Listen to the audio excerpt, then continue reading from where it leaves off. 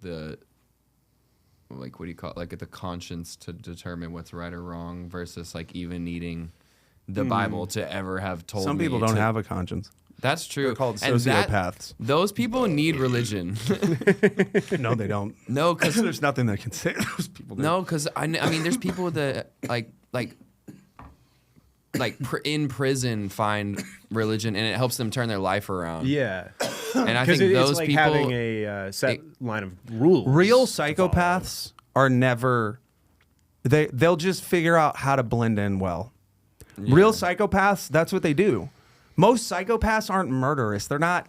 You hear psychopath, you think Ted Bundy or somebody. I'm more worried about the murderers. There's living everyday psychopaths walking around. You've met them, who just know how to exist, and the psychopathy isn't in that like they're acting out things. It's just that and they don't feel shit for anything or anyone. It's all an act. But the act exists because they know if I tell people the truth, which is that I don't feel anything for anyone or any, then people aren't gonna like me. Yeah. It's bad social, The best representation of a sociopath or a psychopath, I think, is Dennis Reynolds on Always Sunny.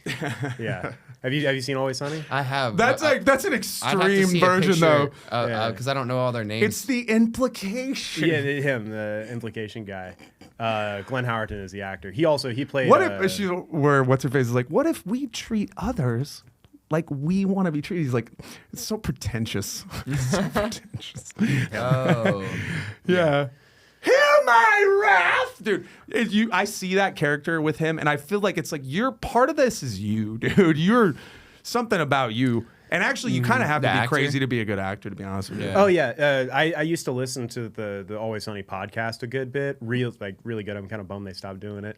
But they did a whole episode of like who's most like their character, and they're all like Glenn, kind of the same. Yeah.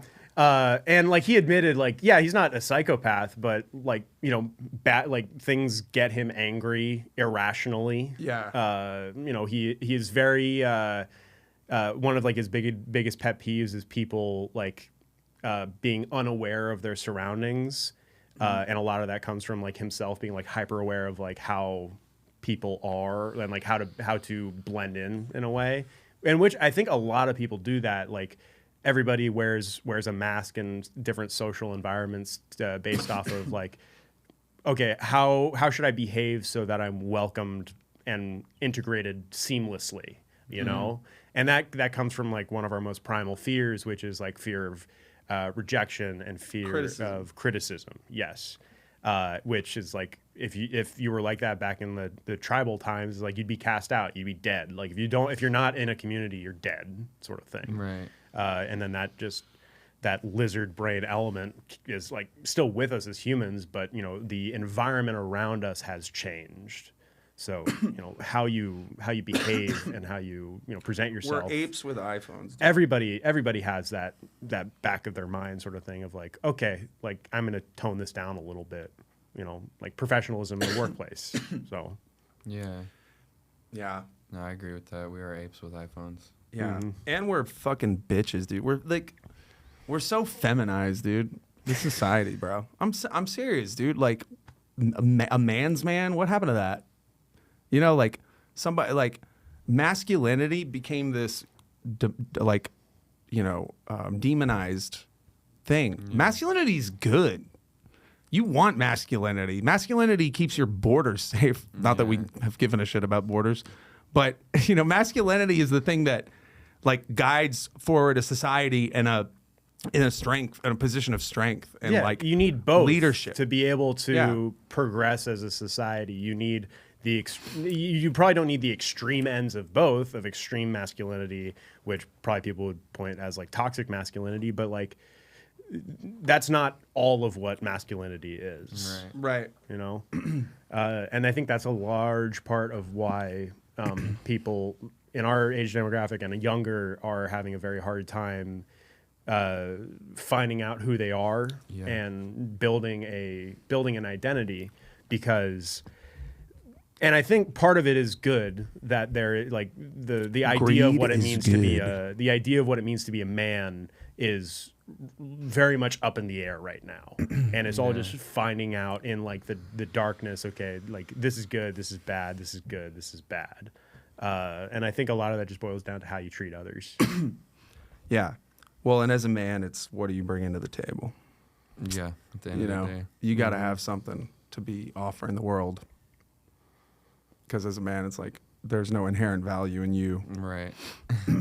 I mean, and that's the rough reality. I think that's what like becoming a man is kind of fully accepting that reality that like it's a colder world for you. Yeah. And you just have to like live in that. That's why I take cold showers every day, bro. I get up, I'm like, Yeah. this world sucks. Man, I used to do that. I need to get back. Start it out cold. I need to be back in the cold shower and gym and Dog, shit. every day. Every day. That's how I start my day, dude, because especially, too, it's like Just shocks your system, you know? You're like, boom, all right, let's do it. Let's get going. Yeah. It's a fucking cold world. Yeah. I think the main area where folks are lacking now, which I think I don't know if this is necessarily a masculine or feminine trait. Feminine trait is a avoidance to address conflict and confront your problems, that's the only way those problems get solved. No, avoidance. Yeah, conflict avoidance. It is, a lot of people are conflict avoidant, and I would say like myself included. But it's something that I'm actively working on. Of like, you shouldn't be afraid of conflict. See, I'm like the opposite. Like I was talking about earlier, I'm like too much lean into the conflict too much. I need to avoid it more, or just bypass. There's like a balance somewhere in there where you. I'm a middle child, dog. I'm a mediator. You know? No. But it really, it's all in how your perception is, because conflict can be an opportunity for growth if you're approaching it as a way to better understand someone else and hear a different perspective and be good faith about you may not change my mind, but I'm going to actually listen to what you're saying, and then I can, make my decision or, go from there. Because most people aren't listening. They're just waiting to talk. Yeah. Yeah, that's a huge issue in building like stronger relationships too, because I think too a lot of people think of themselves as not necessarily mediators, but like keepers of the peace, and there's a very easy line to go over where you're a keeper of the peace versus you're a pushover. And I think that boils down to what hills you're ready to fight on and die on. Yeah. And recognizing like, okay, this is a non-issue. Just let them have their way. I don't care enough about this to fight about it, or to like get into a conflict. I don't like using the word fight in that way.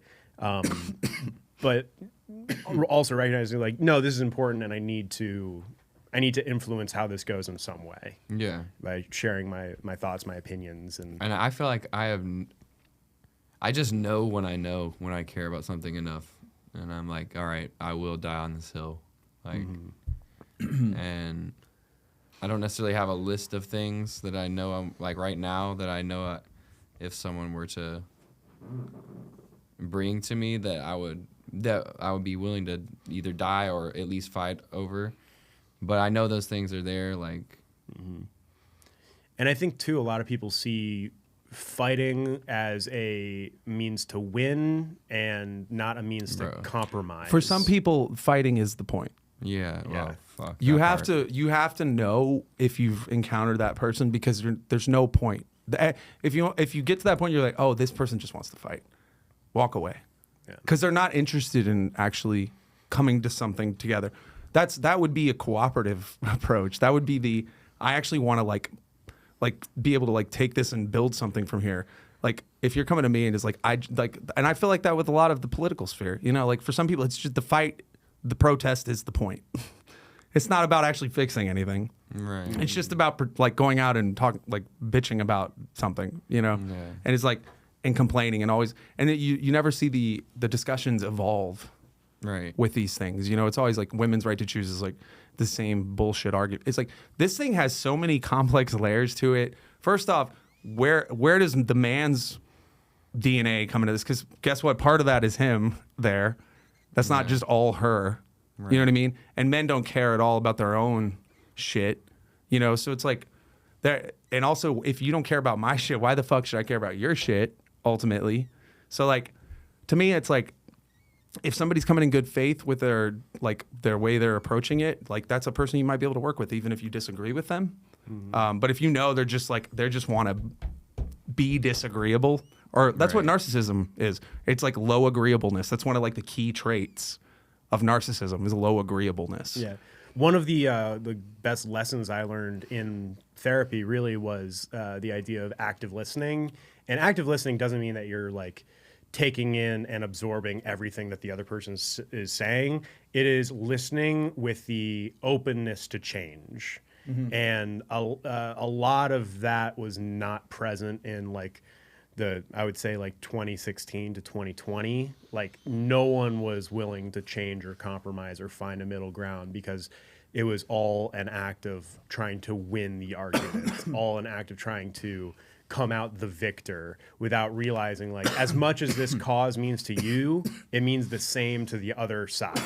And realizing like, okay, there's like figuring out where the valid arguments are, because there are non-valid arguments for sure, people that are just, you know, spewing hate, but you know, recognizing like, okay, you have a good argument, and I can recognize like, although I don't agree with it, it means it holds weight for you, so I need to honor that. I need to recognize that for you, and then meet me in the middle somewhere. Like I was saying, like the idea of compromise has been boiled down to losing, like a draw. It's like, no, both sides win when you compromise, if it's a good compromise.